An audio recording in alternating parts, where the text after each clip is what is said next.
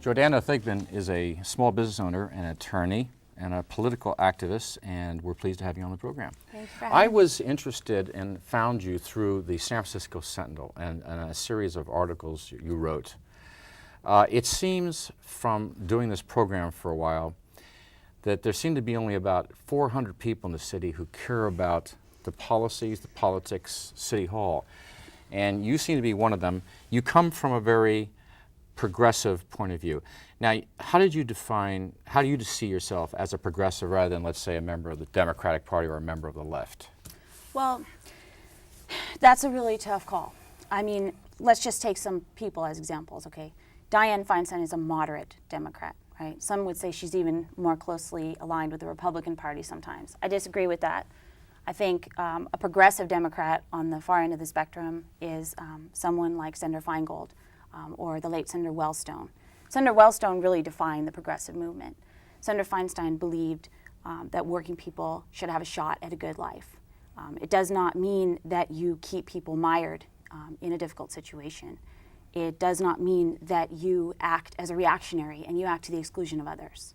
You have to fight for what you believe in, but there's a way to do it so that everyone can have a voice at the table. In San Francisco, though, which prides itself as one of the centers of the progressive movement, what does that mean? What does that mean now? Since, as you view City Hall, which supposedly was taken over by progressives, or the school board was taken over by progressives, I mean, what does the word mean now? I just think that there's this bitterness that's going on. I mean, I'm not going to say that any one particular person is a bitter or a divisive person, but I do think that there is room for a new spirit of cooperation to come in. It's time for people to start working together to solve the real problems. It's true that we are facing a skyrocketing homicide rate. It's true that people are without jobs. But let's work together. Let's not scream at each other over who's more liberal. You see some divisiveness right now. Mm-hmm. And of course, as a representative of another party with its own divisiveness, I wouldn't, and nor would I want to get involved with the Democratic politics. So what's going on that, I mean, again, going back to the fact that it was heralded that we now had a progressive board of supervisors, a moderate mayor, and a progressive school board for sure. These are major elected positions. And probably the community college board as well. What's wrong? Why, is there a battle going on here? I feel like there is. I feel like there's a problem that the progressive movement has portrayed itself as fighting for the rights of the poor, fighting for the rights of the voiceless. Yet what has the so-called progressive community done to welcome everyone into the tent? That's a little term that people like to use, but what has it done to do that? What concrete things have occurred? You put a heavy emphasis on environmentalism. It seems to be almost your top priority. It is a top priority for me because I think that without the environment, we don't really have anything left.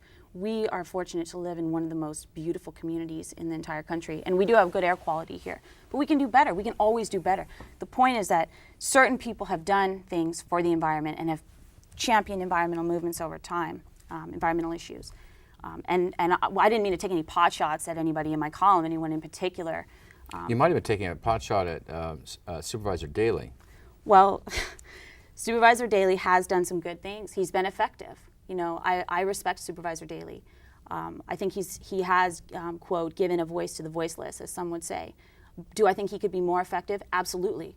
And he can start by working with others. That's what any one of us can hope to do. We have to have a dialogue. Is he one of the people that you point to who have good intentions, based on your value system, good intentions, but is not tactically able to really execute anything but extortion from developers with money we don't know is going to be spent. We don't know where it's going to be spent, but $50 million did.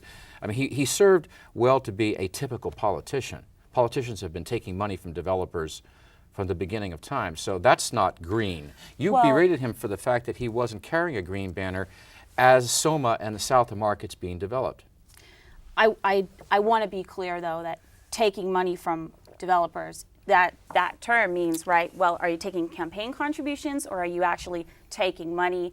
We need to be careful where we draw these lines about, quote, taking money. No, of course it was done legally, but if that money winds up in nonprofit organizations for the sake of the community, and then they go and participate in campaigns, which apparently is legal or hasn't been stopped by the Ethics Commission, sure, then there's a way much like I believe Mr. DeLay in Congress is finding himself in the same problem. Yeah. That there's ways to get money floating around, but your main problem was with his lack of a green agenda in South of Market.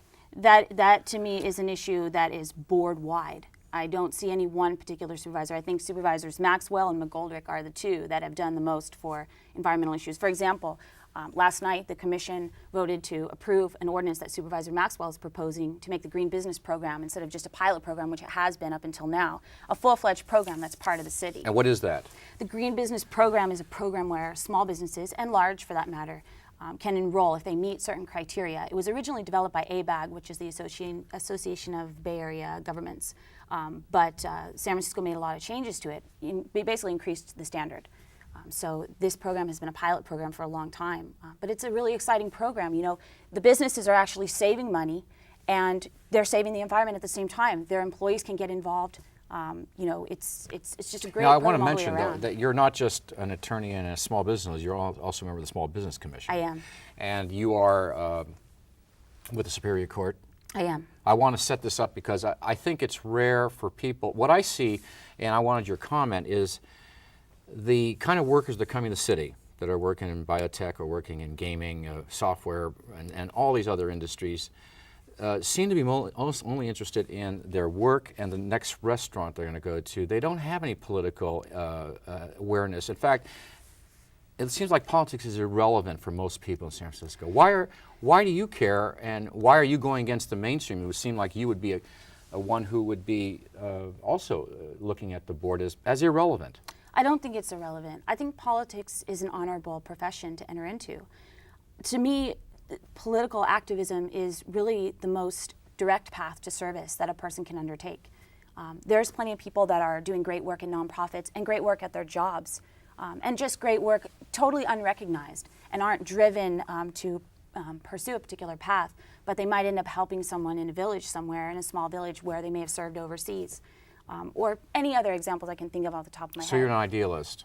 I am an idealist, aren't you? Well, I was Don't in the you Peace just Corps. I was in the believe- Peace Corps for 2 All years. right, That shows see? you how much my idealism can catch the best. Well, of we me. all know the Winston Churchill quote. If you're not a liberal at 20, you have no heart, and if you're not a conservative at 50, you have no brains, right? Yeah, it's I've something heard like it that. too. So, and let's go back to San Francisco, which seemed to me, though, the Bay Guardian had worked for years to develop an agenda that was green, that was urban transit, bicycles over cars, you know, right down the line. Sure. And there was no question the media characterized this board and this era as the progressive era. What are you saying, that they've just become politicians, that they've lost their idealism, or did they have any to begin with?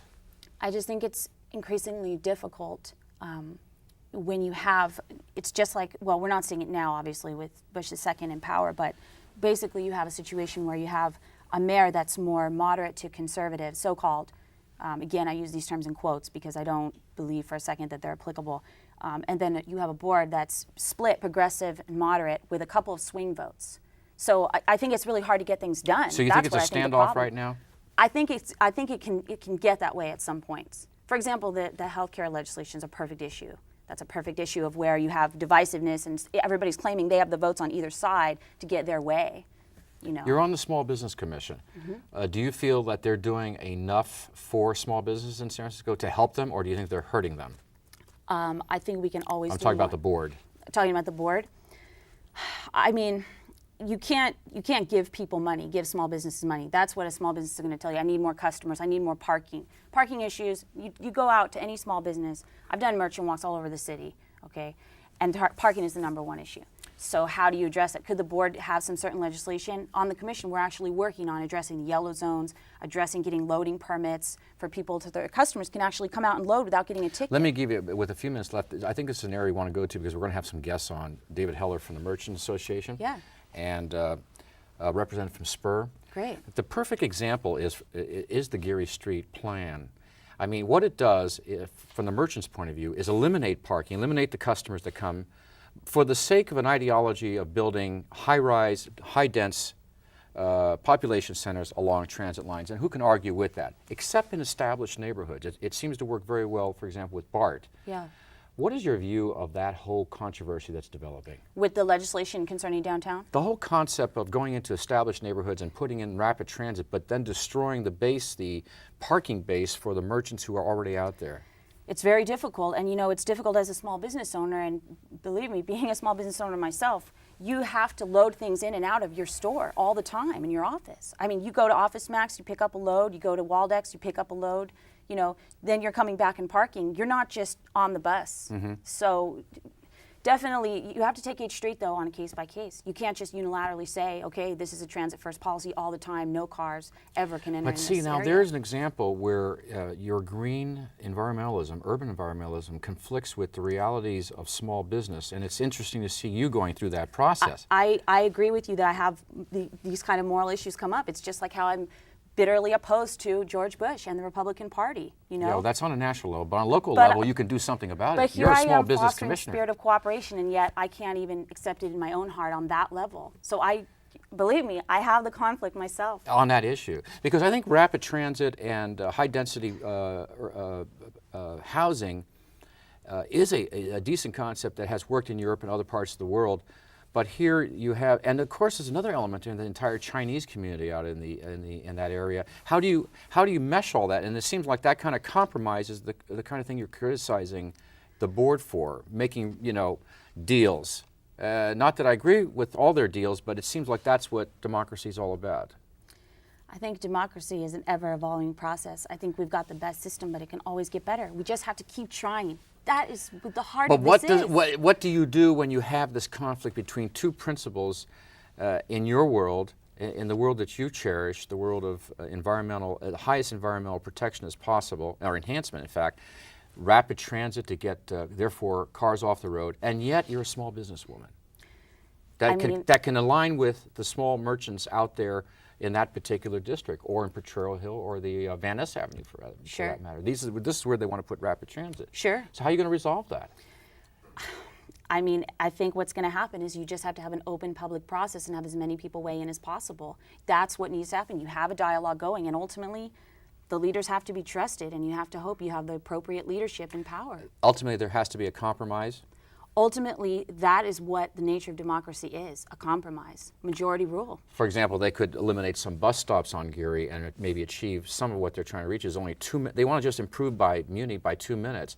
So you're saying that kind of process can result in you still being true to your goals and your principles. I think you can, and I think if you have a dialogue, that's the most important process. You can't shut people out.